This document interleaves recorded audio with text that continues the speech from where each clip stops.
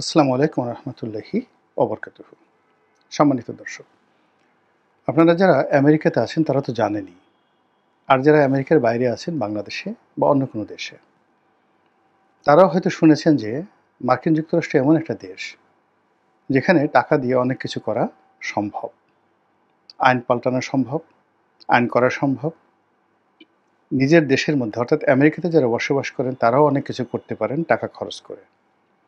শুধুমাত্র কিছু criminal case ছাড়া প্রায় সব ক্ষেত্রেই সরকারি আইন কানুন থেকে শুরু করে আরও অনেক কিছু আমূল বদলে দেয়া যায় যদি আপনি টাকা খরচ করেন।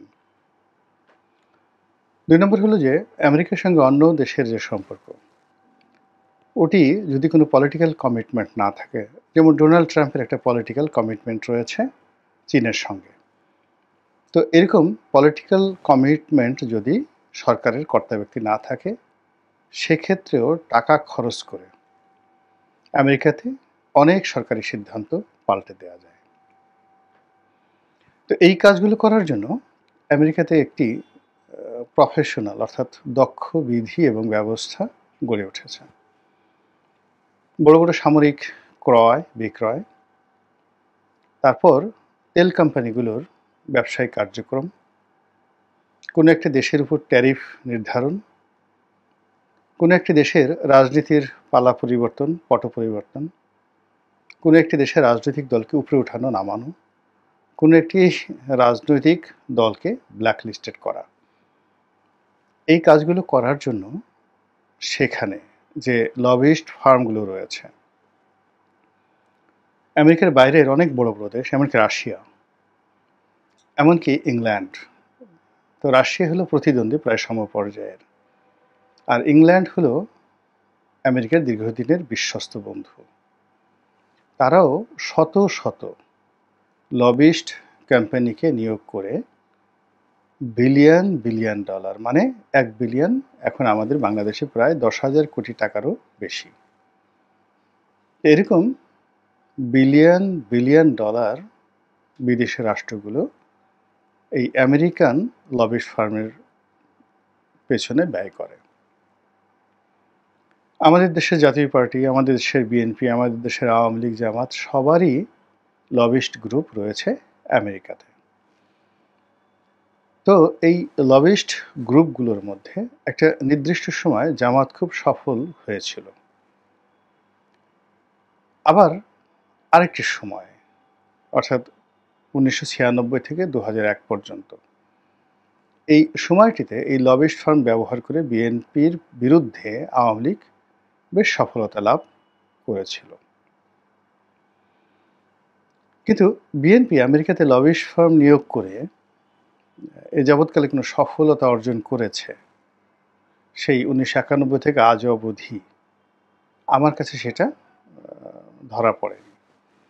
এখানে বিএনপির আমেরিকার যে মিশন বা সফলতা যদি ধরেন, তাহলে মুশফিক ফজল আনসারী, উনি সেই হোয়াইট হাউসের যে প্রেস কনফারেন্স, সেখানে উপস্থিত হয়ে তিনি যে প্রশ্নগুলো করতেন আওয়ামী লীগ রেজিমের বিরুদ্ধে, এটাই আমার কাছে মনে হয়েছে বিএনপির সবচেয়ে বড় সফলতা। এর বাইরে আমার যতটুকু জানা আছে, আমি যতটুকু বুঝেছি বা আমার দিব্য দৃষ্টি যেইভাবে অনুমান করতে পারে, তাতে করে আমেরিকাতে বিএনপির কোনো স্ট্রং লবিস্ট গ্রুপ নেই। বিএনপির সঙ্গে আমেরিকার সম্পর্ক স্থাপন করা, বিএনপি নেতাদের সঙ্গে আমেরিকার সম্পর্ক স্থাপন করা, আগামীতে রাষ্ট্র ক্ষমতা পরিচালনায় আমেরিকার যে জায়গাগুলো একেবারে কে পয়েন্ট, সেই কে পয়েন্টের সঙ্গে কেমন সম্পর্ক হবে সেই বিষয়ে আমি সুস্পষ্টভাবে কোনো লবিস্ট ফার্মকে কাজ করতে আমেরিকাতে দেখিনি এখন পর্যন্ত। আর এটা এতটা প্রকাশ্য যেখানে গোপন করার কিছুই নেই, সবাই মোটামুটি বুঝতে পারে। হয়তো বিএনপির পক্ষ থেকে নিয়োগ করা হয়েছে, নিয়োগ দেওয়া হয়েছে, তারা সফলতা দেখাতে পারেনি, টাকাটা জলে গিয়েছে। অথবা বিএনপির যখন দুঃসময় ছিল, এই সময়টিতে বিএনপি যাদেরকে বিশ্বাস করেছিল, টাকা দিয়েছিল, সেই টাকা তারা হয়তো মেরে দিয়েছে। এর ফলে কি হলো, বিএনপি সম্পর্কে অতীতে আমেরিকার যে নেতিবাচক ধারণা ছিল সেটি এক চুলও আমেরিকা সেখান থেকে সরে আসেনি।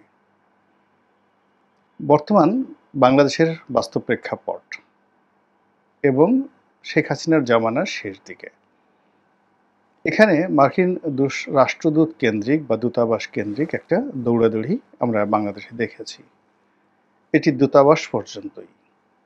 কিন্তু মার্কিন সরকারের যে উচ্চতর যে জায়গাগুলো সেই জায়গাগুলোতে আসলে নক করার মতো এরকম ব্রিলিয়ান্ট মানে যেই আগে যে উসমান ফারুক সাহেব ছিলেন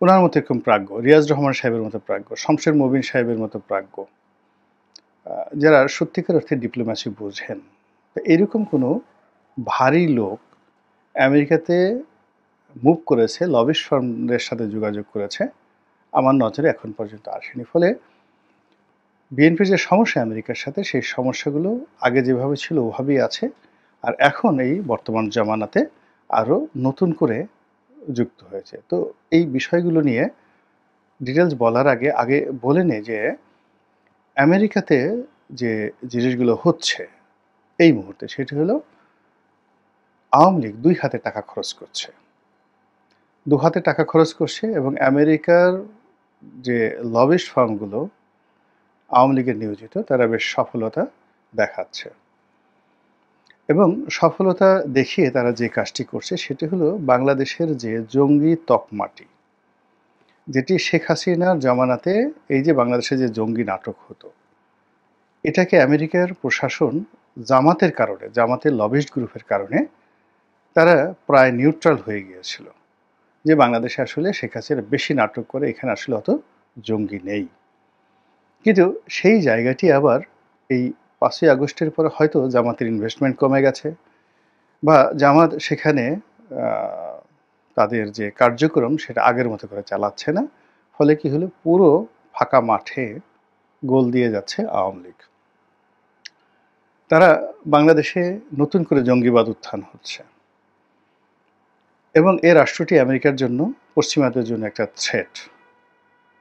বর্তমান সরকার এবং আগামীতে যারা রাষ্ট্র ক্ষমতায় আসবে তারা জঙ্গিবাদের মদদ দেবে এবং এই জঙ্গিবাদ এখানে এতটা বিস্তার লাভ করবে যেটি কিনা পুরো ভারতকে তছনছ করে দেবে এবং পাকিস্তানকে নিয়ন্ত্রণ করবে। এইরকম একটা অপপ্রচার মার্কিন যুক্তরাষ্ট্রে তুমুলভাবে শুরু হয়ে গেছে এবং সেটা কেবলই মাত্র যে মার্কিন সরকারের সাথে সম্পৃক্ত তা নয়, এটির সঙ্গে ওখানে যারা বাঙালি কমিউনিটি রয়েছেন, যারা জামাত ঘনিষ্ঠ, যারা বিএনপি ঘনিষ্ঠ, যারা বিভিন্ন সময় জামাত এবং বিএনপিকে পেট্রন করতেন, they have already got the bad signal. ফলে আপনি দেখবেন যে আমেরিকাতে এখন যে ধরপাকড় চলছে এই জন্য বাঙালি কমিউনিটির মধ্যে এক ধরনের ভীতি ছড়িয়ে পড়েছে। বিএনপি এবং জামাতের সাথে যাদের সম্পৃক্ততা রয়েছে একদম আপার লেভেলে, তাদেরকে জঙ্গি মদতদাতা, জঙ্গি অর্থদাতা ইত্যাদি তকমা লাগিয়ে তাদের আমেরিকার বসবাসকে রীতিমতো কঠিন থেকে কঠিনতর করে দেওয়া হচ্ছে। ইউটিউবে যে সমস্ত লোক জামাতের জন্য জীবন দিতেন এবং যারা বলা হতো যে জামাতের পয়সায় ওখানে চলেন, জামাত যাদেরকে টাকা দিয়ে নিয়মিত পোষেন এবং তারা মরে গেল জামাতের জন্য তারা কাজ করে যাবেন, এরকম ডেডিকেটেড যারা ছিলেন সামাজিক মাধ্যমগুলোতে, ইউটিউব, ফেসবুক, টুইটারে অন্তত নামকরা 1 ডজন সেলিব্রিটি রয়েছে আমেরিকাতে এবং ইউরোপে। ঠিক গত 15 দিনের মধ্যে যে ঘটনাগুলো মার্কিন যুক্তরাষ্ট্রে ঘটেছে তার ফলে এই যাদের সেলিব্রিটি একটা মোড রয়েছে, ভাব রয়েছে, তারা সবাই কিন্তু ভুল পাল্টে ফেলেছে।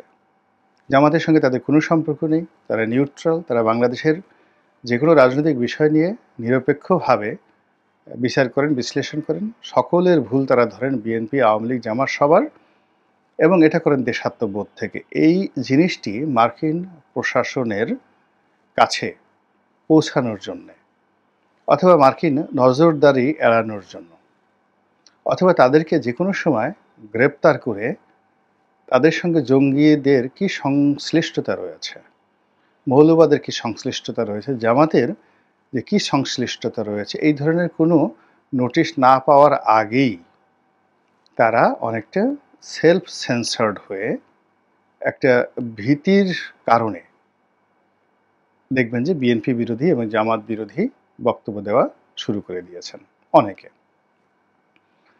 এবং এটা জামাতের জন্য বাংলাদেশের রাজনীতির ভেতরে এবং বাইরে সর্বনাশ ডেকে নিয়ে আসবে। এর কারণ হলো এই দলটি মূলত তাদের যে সফলতা, জামাত, এটি মূলত বুদ্ধিবৃত্তিক লেভেলে তারা এই জিনিসটি করেছে 2012 সনের পর থেকেই।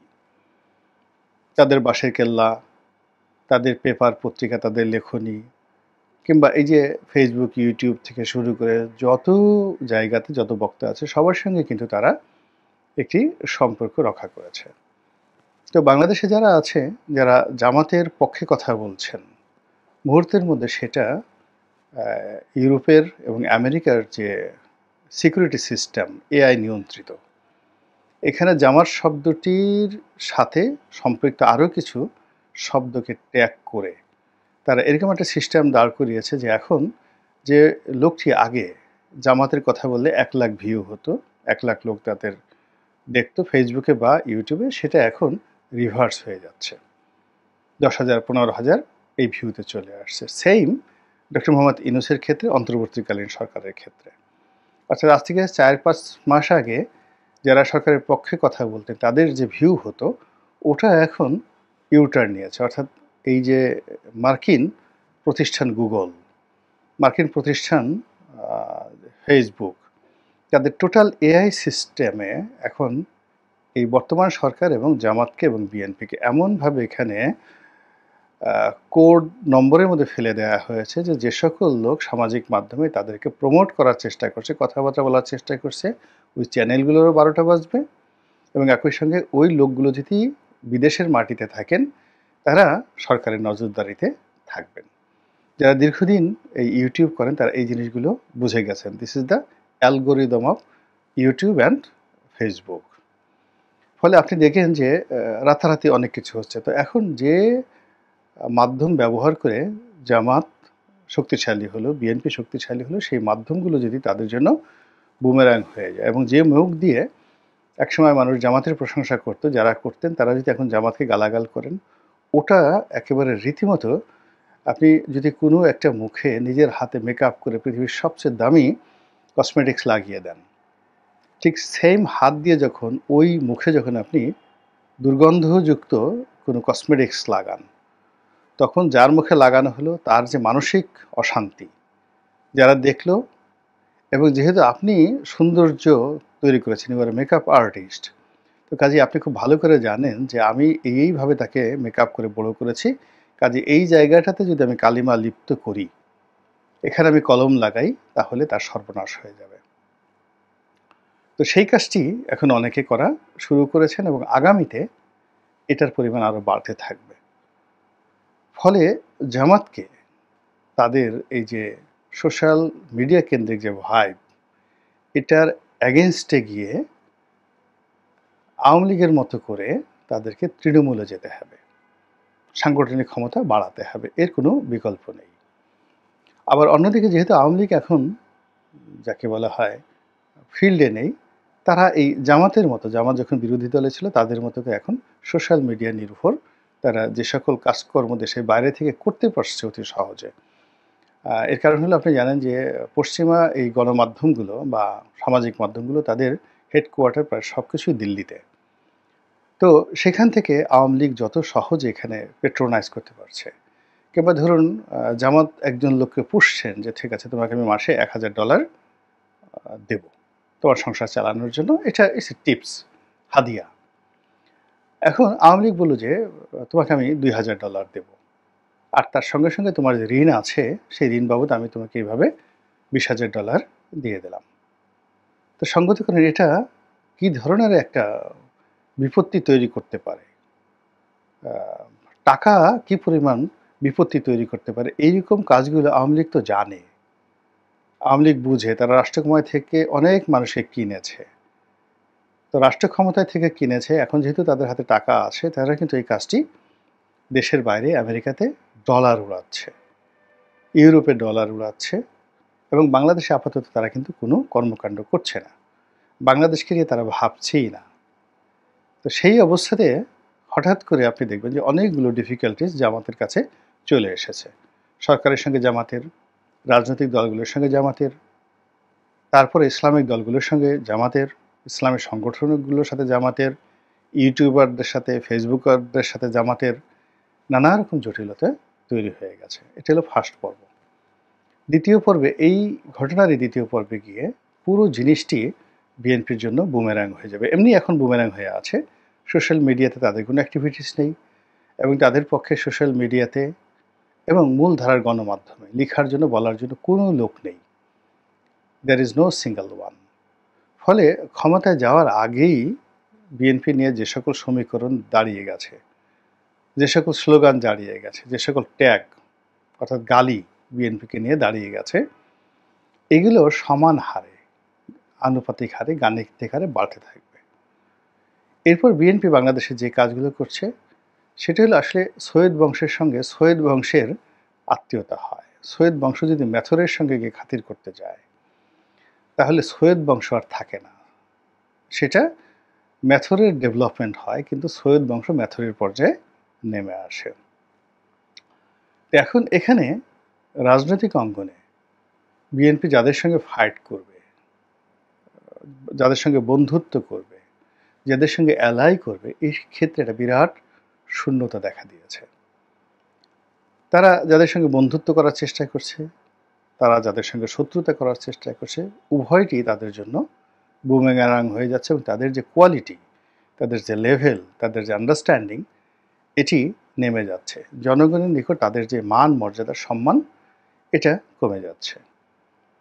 দ্বিতীয়ত, বিএনপির প্রথম সারির যারা নেতৃবৃন্দ রয়েছেন তারা সবাই বৃদ্ধ হয়ে গেছেন। আর দ্বিতীয় সারির যারা রয়েছেন, যাদের বয়স 60-এর নিচে, এদের জীবনের 15টি বছর, 16টি বছর, আরও বেশি, প্রায় 17-18 বছর তাদের এই 2006 থেকে আজ অবধি কেবল দৌড়ানির উপরে তারা ছিল। ফলে এদের প্রায় সবাই নানা রকম রোগে রোগাক্রান্ত। আর ছাত্রদলের যে গ্রুপটি, এই গ্রুপটি এখন এই 7 মাসে এত বিরূপ একটা পরিস্থিতির মধ্যে পড়েছে যে এই 7 মাসে তাদের রাতারাতি একেবারে হালুম করে ঝাঁপিয়ে পড়া সম্ভব হচ্ছে না। ফলে কি হচ্ছে, বিএনপি ট্যালেন্ট হান্ট করার চেষ্টা করছে। প্রশ্রয়িত রাজনৈতিক যে সকল নেতৃবৃন্দ রয়েছেন, যাদের ইমেজ আছে, যাদের ভয়েস আছে, কণ্ঠ আছে, আলটিমেটলি তাদের অনেকের সঙ্গে বন্ধুত্ব করার চেষ্টা করছে। তার সঙ্গে সঙ্গে নন কনভেনশনাল অনেক ছোট ছোট রাজনৈতিক দল, রাস্তার দল, তাদের সঙ্গে তারা বৈঠক করার চেষ্টা করছেন। সব কিছুই বিএনপিকে তার অবস্থান থেকে নামিয়ে আনা হচ্ছে। এখন আপনি জানেন যে বিএনপি একটা রয়্যাল বেঙ্গল টাইগার, সে হরিণ ছাড়া কোনো কিছু খায় না। হঠাৎ করে দেখা গেলেন যে সে ইঁদুরের পিছে পিছে ঘুরছে, ইঁদুর খাবে আজকে। তো এই রয়্যাল বেঙ্গল টাইগার ইঁদুর খাওয়ার জন্য ঘুরছে, তখন কেমন হবে আপনার কাছে দেখলে দৃশ্যটা? তো তদ্রূপ বিএনপি জামাতের সাথে বন্ধুত্ব করে, আওয়ামী লীগের সঙ্গে ফাইট করে। এটা হলো ইন জেনারেল। কিন্তু এখন বিএনপি জামাতের সঙ্গে ফাইট করছে, আর জামাতের সঙ্গে ফাইট করার জন্য সে যাদের সাহায্য নেওয়ার চেষ্টা করছে, তারা সকালে একবার জামাতের সাথে গোপনে বৈঠক করে, বিকালে বিএনপির সাথে প্রকাশ্যে, তারপরের দিন বিএনপির সাথে গোপনে, জামাতের সাথে প্রকাশ্যে।